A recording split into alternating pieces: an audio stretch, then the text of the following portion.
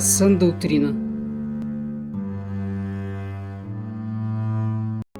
A paz do Senhor, irmãos. Ajude o canal se inscrevendo e dando seu joinha. Pai nosso que estás nos céus, eu oro em terceiro desse momento, Senhor. Traz ao nosso coração, a nossa alma e ao nosso espírito a edificação que vai vir a partir dessa palavra. Dai-nos conhecimento, entendimento e sabedoria, principalmente a sabedoria que vem do alto, Senhor, e que possamos estar instruídos na Tua palavra, na sã doutrina. Eu oro em nome do Senhor Jesus. Amém. Doutrina da Ceia do Senhor.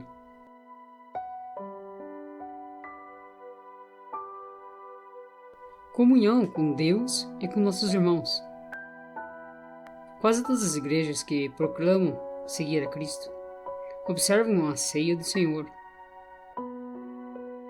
A primeira ceia, o exemplo de Jesus. 4 textos registram a primeira ceia do Senhor. 3 destes relatos estão nos evangelhos.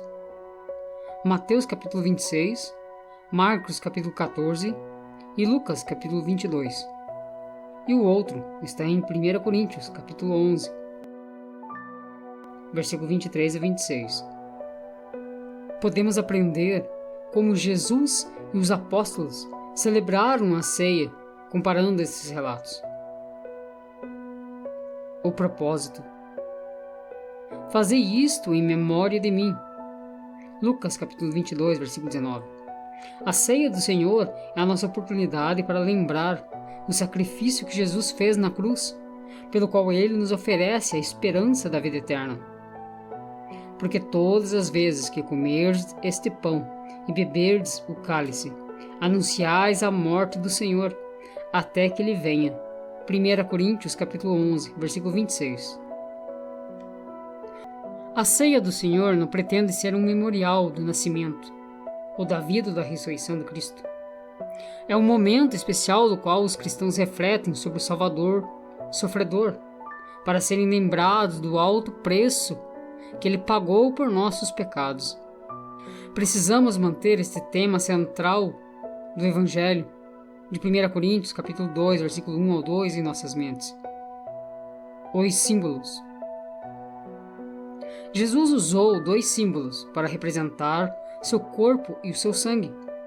É claro que Ele não ofereceu literalmente seu corpo, que ainda estava inteiro, nem seu sangue, que ainda estava correndo através de suas veias. Ele deu aos discípulos pão sem fermento, para representar seu corpo, e o fruto da videira, o suco da uva, para representar o sangue que estava para ser derramado na cruz. Ele não deixou dúvidas sobre a relação deste sacrifício com a nossa salvação. Porque isto é o meu sangue, o sangue da nova eterna aliança, derramado em favor de muitos para a remissão dos pecados. Mateus capítulo 26, versículo 28. A ordem. Quando comparamos esses 4 relatos, podemos também ver a ordem na qual a ceia foi observada.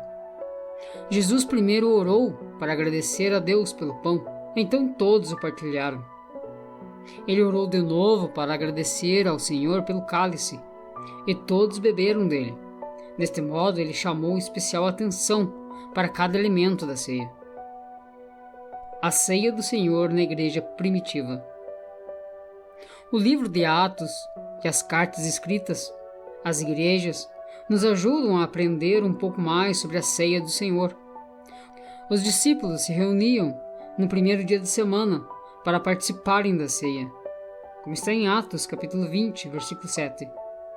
Esta ceia era entendida como um ato de comunhão com o Senhor.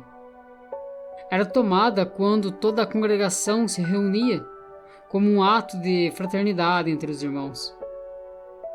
Cada cristão era obrigado a examinar-se para ter certeza de que estava participando da ceia de um modo digno. 1 Coríntios capítulo 11, versículo 27 a 29.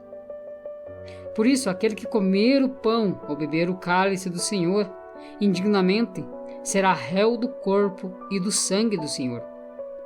Examine-se, pois, o homem a si mesmo, e assim coma do pão e beba do cálice. Pois quem come e bebe sem discernir o corpo, come e bebe juízo para si. Observações sobre a ceia do Senhor. Ainda que o ensinamento da Bíblia sobre a ceia do Senhor não seja complicado, mas muitas diferenças de entendimento apareceram depois do tempo do Novo Testamento. O único modo de sabermos que estamos seguindo o Senhor é estudar as instruções e imitar os exemplos que encontramos no Novo Testamento. Nunca estamos livres para ir além do que o Senhor revelou na Bíblia.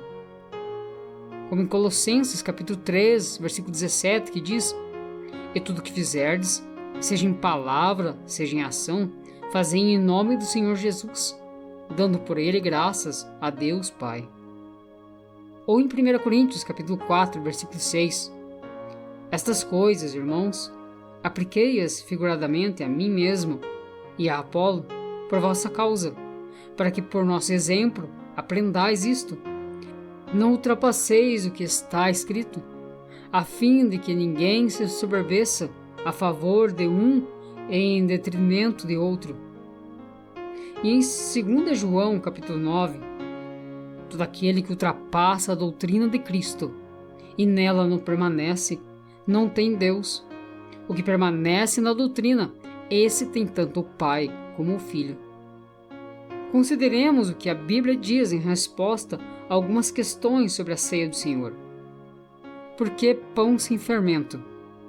Jesus instituiu a ceia do Senhor durante os dias judaicos dos pães asmos, uma festa anual na qual somente pão sem fermento era permitido entre os judeus, como está escrito em Lucas, capítulo 22, versículo 15, e Êxodo, capítulo 12, versículo 18 ao 21. Podemos apreciar mais claramente o significado do pão sem fermento quando consideramos o significado simbólico do fermento na Bíblia. Não era permitido fermento nos sacrifícios oferecidos a Deus, no Velho Testamento. A ideia de impureza ou pecado é claramente associada com o fermento em vários textos. Por exemplo, Jesus usou fermento para falar simbolicamente de falsas doutrinas, como está em Mateus capítulo 16, versículo 11 ao 12. Paulo usou também fermento para representar falsa doutrina e corrupção moral, em Gálatas capítulo 5, versículo 7 ao 9, e 1 Coríntios capítulo 5, versículo 6 ao 9. É plenamente adequado, então, que o sacrifício perfeito e sem pecado do próprio Filho de Deus seja representado por pão sem fermento. Lançai fora o velho fermento, para que sejais nova massa, como sois, de fato, sem fermento, pois também Cristo, nosso Cordeiro Pascal, foi imolado. Por isso celebramos a festa não com o velho fermento, nem com o fermento da maldade e da malícia, e sim com os asmos da sinceridade e da verdade. 1 Coríntios capítulo 5, versículo 7 ao 8. Quando devemos observar a ceia do Senhor? Jesus mostrou a seus discípulos como participar deste memorial, mas não especificou quando. Por semelhante modo, depois de haver ceado, tomou também o cálice, dizendo: "Este cálice é a nova aliança do meu sangue. Fazei isto todas as vezes que o beberdes, em memória de mim." 1 Coríntios capítulo 11, versículo 25. Assim, as igrejas se organizam de acordo com as suas necessidades e entendimento para a realização da ceia, pois não existe uma ordem para uma periodicidade de sua realização. Algumas igrejas a realizam em todos os cultos, outras, em mais comum, uma vez ao mês, e ainda há outras de 3 em 3 meses, e ainda uma vez ao ano. Não vejo problema algum nisso desde que ela não deixe de ser feita, pois é uma ordenança da palavra de Deus. Mas devemos participar com reverência, amor e um profundo sentimento de gratidão ao Senhor Jesus, que estava disposto a morrer na cruz para tornar sobre si os nossos pecados. Os primeiros cristãos observavam a ceia pelo exemplo dos discípulos em Troade. No primeiro dia da semana, estando nós reunidos com o fim de partir o pão. Atos capítulo 20, versículo 7. Onde devemos participar da ceia? A ceia do Senhor é um ato de comunhão entre cada cristão e o Senhor, e também um ato de comunhão entre os cristãos. Em Atos capítulo 20, versículo 7, os discípulos se reuniram para partir o pão. Em 1 Coríntios capítulo 11, versículo 20 ao 22, distingo entre a ceia do Senhor, que era o propósito de sua reunião com uma congregação, e as refeições comuns, que eram tomadas nas casas dos cristãos. Não encontramos nenhuma autoridade na Bíblia para participar da ceia do Senhor a sós ou fora da assembleia da igreja. Quem tem o direito de tomar a ceia do Senhor? A ceia do Senhor é um ato espiritual partilhado pelo Senhor com aqueles que estão em fraternidade com Ele. Jesus não ofereceu o pão e o cálice a todos, mas aos seus discípulos. Mateus capítulo 26, versículo 26. Aqueles que estão servindo ao diabo não têm o direito de partilhar esta refeição com o Senhor. 1 Coríntios capítulo 10, versículo 16 a 22. João conta-nos que somos aptos a participar com Deus na comunhão espiritual somente se andarmos na luz do seu caminho. Ora, a mensagem que, da parte dele, temos ouvido e vos anunciado é esta, que Deus é luz, e não há nele treva nenhuma. Se dissermos que mantemos comunhão com ele e andarmos nas trevas, mentimos e não praticamos a verdade. Se, porém, andarmos na luz, como ele está na luz, mantemos comunhão uns com os outros, e o sangue de Jesus, seu Filho, nos purifica de todo o pecado. 1 João capítulo 1, versículos 5 ao 7. Somente aqueles que já foram batizados para a remissão dos pecados, para entrar no corpo de Cristo, devem participar da ceia do Senhor. Atos capítulo 2, versículo 38. Respondeu-lhes Pedro: Arrependei-vos, e cada um de vós seja batizado em nome de Jesus Cristo para a remissão dos vossos pecados, e recebereis o dom do Espírito Santo. E Gálatas capítulo 3, versículo 26 a 28, que diz: Pois todos vós sois filhos de Deus, mediante a fé em Cristo Jesus. Porque todos quantos fostes batizados em Cristo, de Cristo vos revestistes. De certo, não pode haver judeu nem grego, nem escravo nem liberto, nem homem nem mulher, porque todos vós sois um em Cristo Jesus.